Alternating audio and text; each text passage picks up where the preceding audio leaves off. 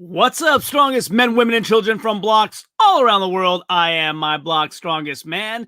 And tonight I wanted to jump on and talk about World's Strongest Man televised in the US on CBS today. It was at 2 p.m. Eastern Time where they showed episode 1 of the 2021 World's Strongest Man. That's right.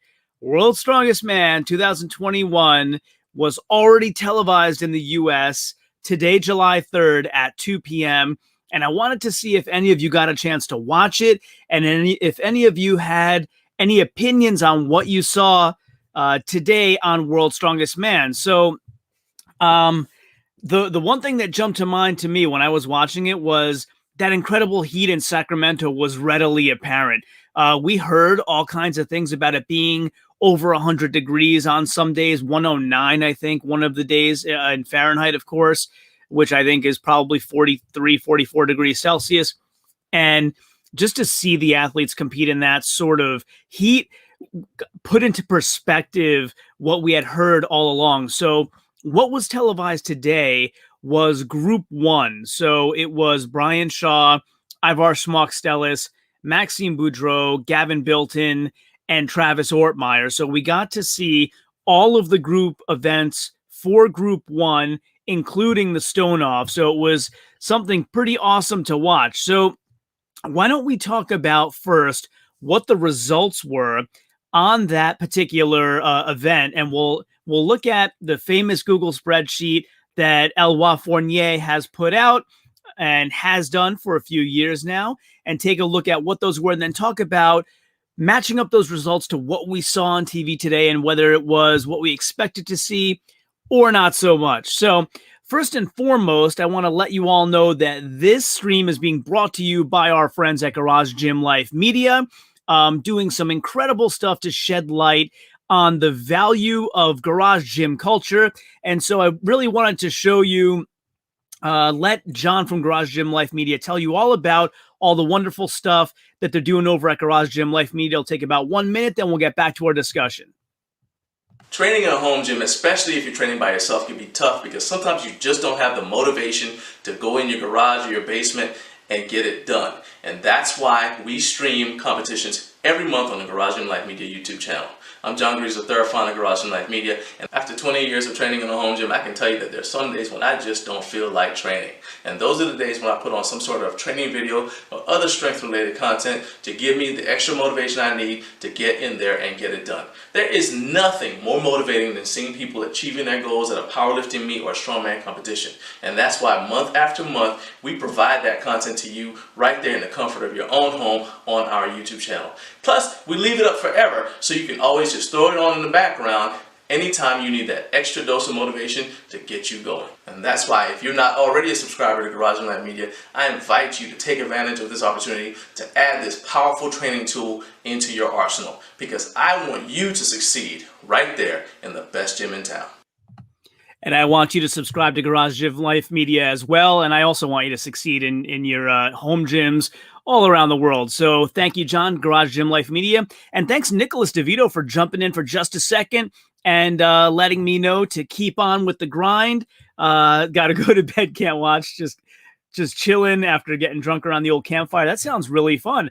I might go fire up the campfire outside. I got a fire pit after we're done here. That sounds like a lot of fun. But thanks for dropping by, Nicholas. And hey, catch this on replay later. It's being recorded. So as soon as we're all done, I'll slap a thumbnail on it, make it look nice and pretty. And when you're feeling more up to it, you check it out and watch what we all had to say. I really do appreciate that. So let's take a look at what the results were, first of all, and then we can talk about kind of what we saw for those of us that watched it.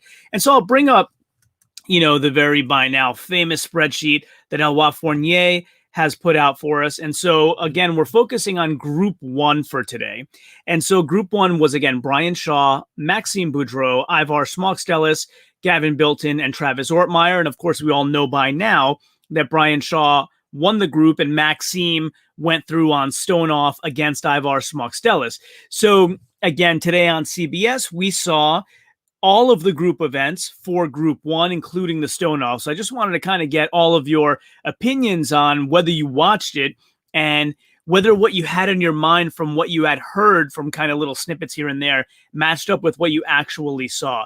So what's up, Tyler, World's Strongest Blacksmith? I see that you've joined. Thanks again for joining us this evening. Did you happen to catch it on CBS today? It was on from 2 to 3 p.m.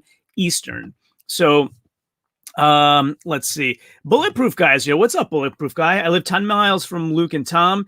It's here that hot, so they do amazing in the heat. Okay, that's awesome to know.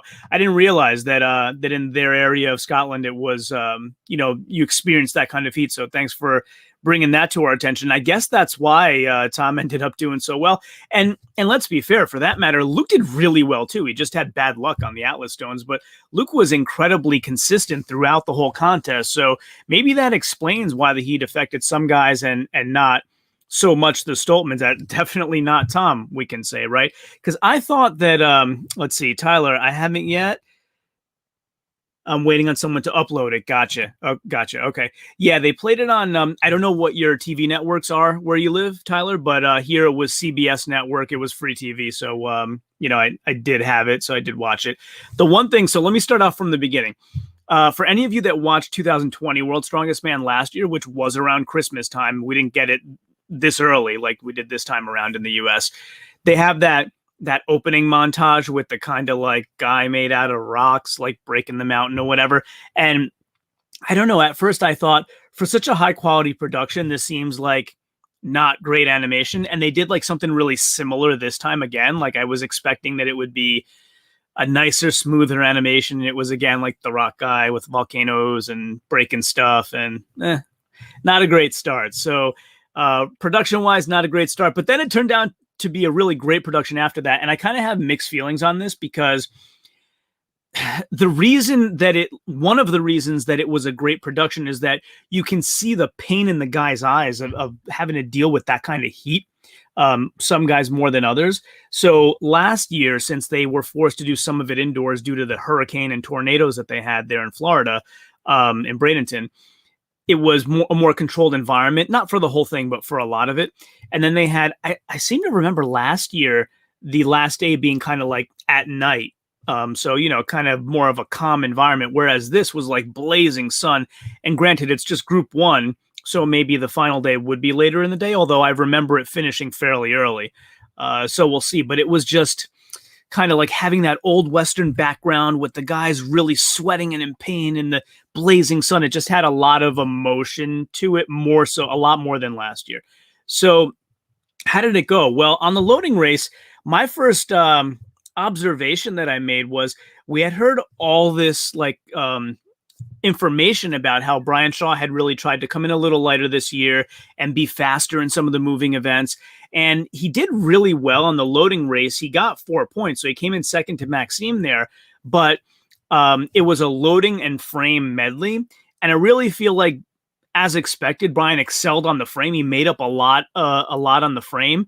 He did all right on the loading. The actual carrying and loading of the implements, he did fine, but the transitions between like the running back for the next implement, I was expecting him to be fast, and he didn't seem faster than last year. So again, like he made up for that in a lot of other areas, but I don't know what my expectation was like that. I think he would be like as fast as a much smaller guy or something, but he seemed labored. Like he seemed like when he was running back, not only he was slow, he seemed like in pain. Like he seemed like he was so slow that maybe his joints were bothering him, his back was bothering him or something like that. So my first observation is that I was surprised at how not fast Brian was in the transitions between the loading implements. But again, with that frame, he made up for it. He came in second in that particular event and handled the frame much easier than most of the other guys. So did really, really well there.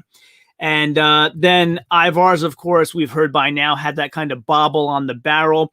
A lot of the guys saying the barrel wasn't really a fairly sized implement. It was, the diameter was too big around and that sort of thing.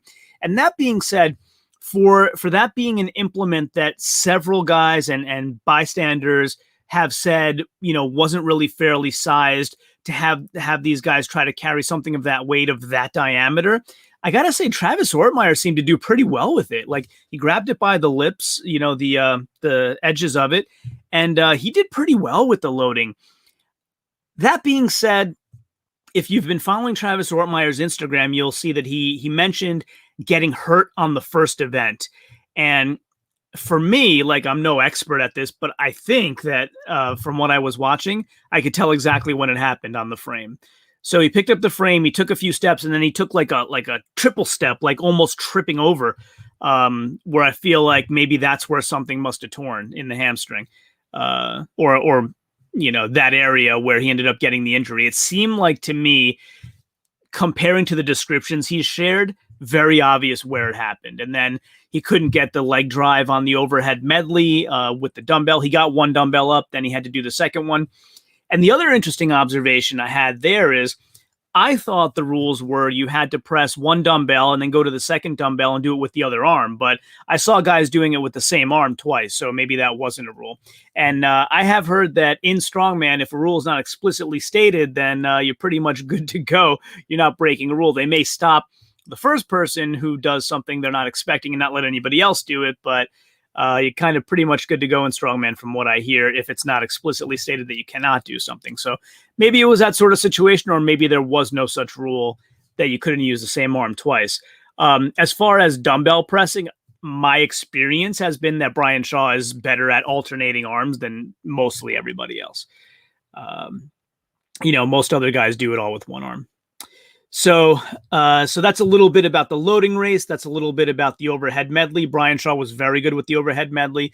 The other thing that seemed to really grab my attention on overhead medley was Ivar Smokstelis. So if I remember correctly, Brian Shaw and Smokstelis were head-to-head on the overhead medley. And so Ivar's was ahead on the first two implements. So you had the two dumbbells, I'm counting that as one, but two dumbbells. Then you had the circus barbell, and then you had the axle. So going into the axle, Ivar's was ahead, and it almost seemed like he totally hit a wall. Like he cleaned the axle and couldn't do anything with it, like as if the heat suddenly just got to him. And when it's 109 degrees, that might have been what it was, because I don't think the axle was very much different in weight from the circus barbell. And, you can argue the axle's a larger diameter bar. It's harder to lift, but the circus has its own peculiarities where it whips around and whatnot. So it just seemed like he all of a sudden hit a wall and ran out of gas, whereas Brian was smooth all the way through and surpassed him in the end. So that's another really interesting thing I noticed on the overhead medley. As far as the front hold, funny thing happened there. So you all know that all Brian Shaw had to do was not zero that to win the group. So it's spoiler alert. If you haven't seen it, like cover your ears, but I'm going to tell you what happened. So Brian Shaw went up there. He knew he had to not zero it. So he held out the pickaxe with two hands. Then it was about 5 seconds, a bit over like 5.64 seconds. And so what he did to end it, I guess he didn't want to just drop it because, we've seen things in the past where Eddie Hall broke a deadlift record and dropped it and they didn't count it. So maybe that kind of stuff was going through his head.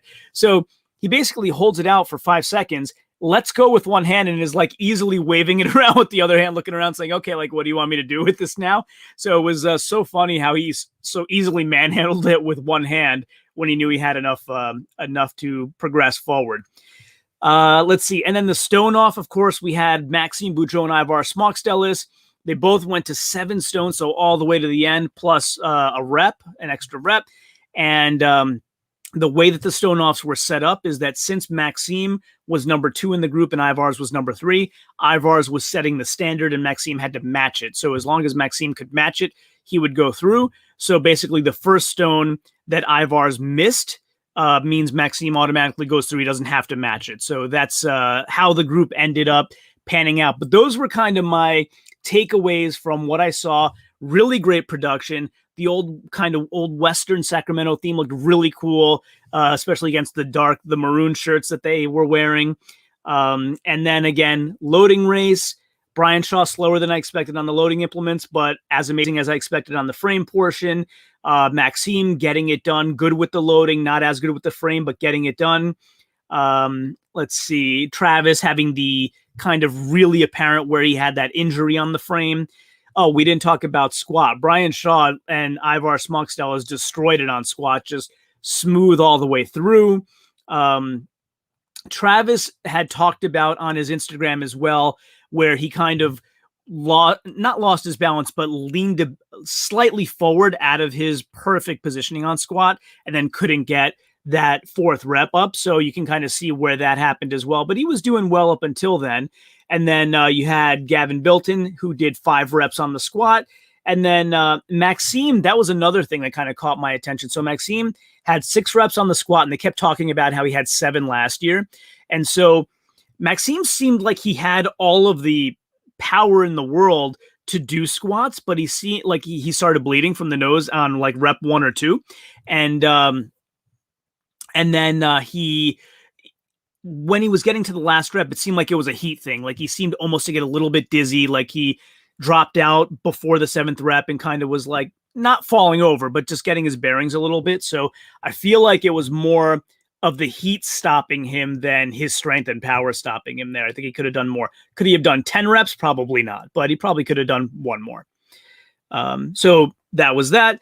We didn't talk about Fingal's fingers either. So Fingal's fingers, Brian Shaw was, okay, so Martins interviewed him afterwards, and he was saying, you made it look like styrofoam. He didn't make it look that easy, but he made it look easier than everybody else did, for sure. I was a little surprised because the fingers were like, I think 320 to 380 pounds, something like that. So there were labels on them, big labels that you can see. And I believe the heaviest finger was 380. And Brian did do better than everybody else did, like by a fair margin. He was the only one to get the 5th finger. But Maxime Boudreau, for example, was prepping with a 525-pound finger, and other guys were too. Like there were multiple competitors here, maybe not in this group, but I forgot what Gav was training with, but it was more than 380. So I don't know what was so hard about these fingers. I guess it was because you're trying to do it so quickly, and because there's 5 of them instead of like practicing with 1, doing a rep, walking over, taking your time, doing another single. So probably the cadence had something to do with it. And Brian Shaw also said that it ended up being slightly uphill, which is a little crazy. So he said, the angle of attack was a little more difficult. And then again, we said overhead medley. Brian Shaw did really well there, of course, got the 5 points. Maxime did really well also. And then Travis had the trouble that I mentioned because of the injury on the frame. And front hold, like I said, the funniest thing to me was Brian kind of doing his 5 seconds that he needed to get his 1 point and then holding it out with one hand, showing how easy it was to hold it up and basically saying kind of, what should I do with this now? So that's basically my compilation of what I saw on CBS for World's Strongest Man 2021, episode 1. I wanted to get all of your opinions on what you saw when you watched it today, if you did indeed watch it today. And if you would like to leave some comments after we're done today and give me kind of all of your opinions on anything I mentioned here or anything that you may have seen differently, I really would welcome that. Other than that, for any of you here in the US, happy 4th of July tomorrow. And other than that, everyone else have a wonderful weekend. And of course, as always, ciao, homie.